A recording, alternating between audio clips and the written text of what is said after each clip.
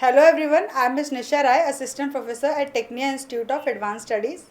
It gives me immense pleasure to address you all on a very important topic in the field of commerce and management, that is financial management.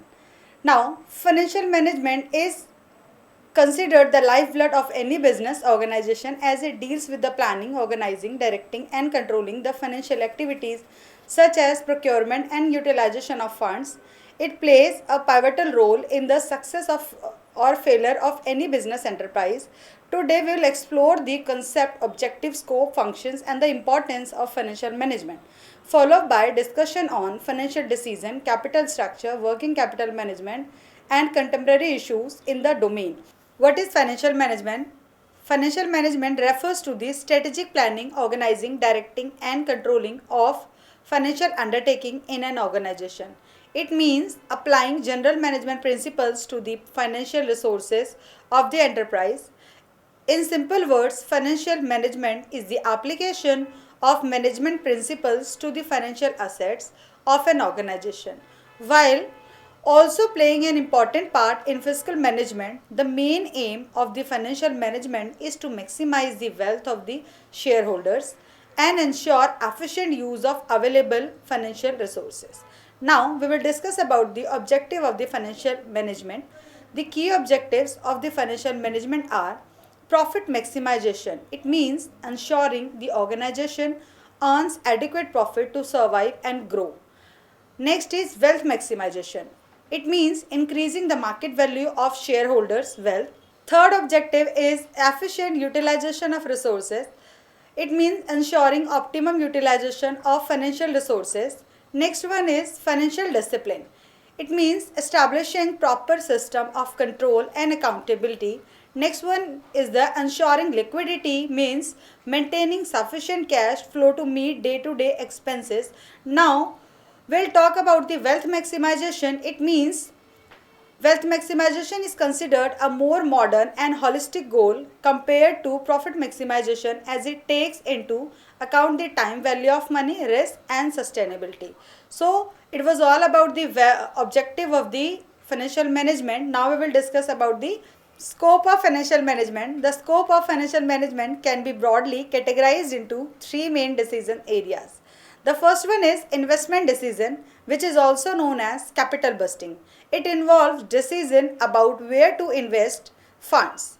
It includes evaluation of long-term investment in projects or assets. Tools of capital busting are payback period, net present value method, internal rate of return method, etc. Next decision is financing decision. Dividend decision is concerned with the sources of fund. Decision about the capital structure, debt versus equity, affect cost of capital and risk profile of the company. Next and the last decision is dividend decision. It is about whether to distribute profit to shareholder or retain them. And it is a decision, this decision involves balancing between dividend payouts and retained earning for the future growth. Now, if we talk about the functions of the financial management, these are the financial planning, which means estimating the amount of capital required and determining its composition. Next function is fund procurement, which means identifying and acquiring financial resources through various sources such as equity, debt, loans, etc. And the next function is investment of funds, allocating the available funds in the most efficient manner. Next function is profit planning, which means determining policies on how to increase profitability through cost control, pricing and efficiency. Next function is the financial control, which means monitoring and controlling financial activities through tools like budgets, financial statement and audits. Now we will discuss about the importance of financial management. The first importance is it helps in financial planning, which means proper management leads to better financial planning.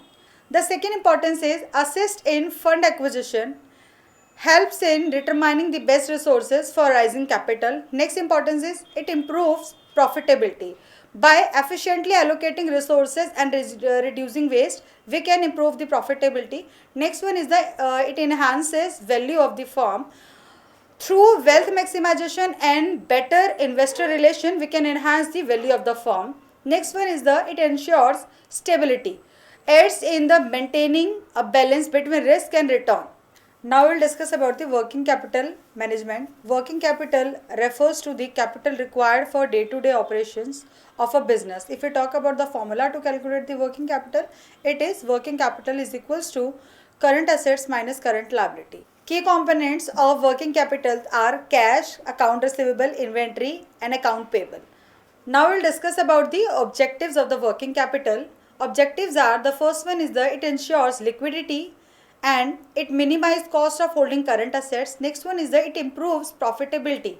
Now if we talk about the working capital, then an organization must strike the right balance. Too excessive working capital may lead to the insolvency, while excessive working capital may lead to the inefficiency. Now next one is now we will discuss about the dividend policy, that what is the dividend policy. If we talk about the dividend policy is concerned with the decision regarding how much profit is to be distributed as dividend and how much to be retained in the business. Now there are some popular dividend policies, like the first one is the stable dividend policy, which means regular and steady dividends. Next is residual dividend policy, which means dividend paid after all profitable investment opportunities are funded. Next and the last dividend policy is a hybrid policy. It is the mixture of the above two.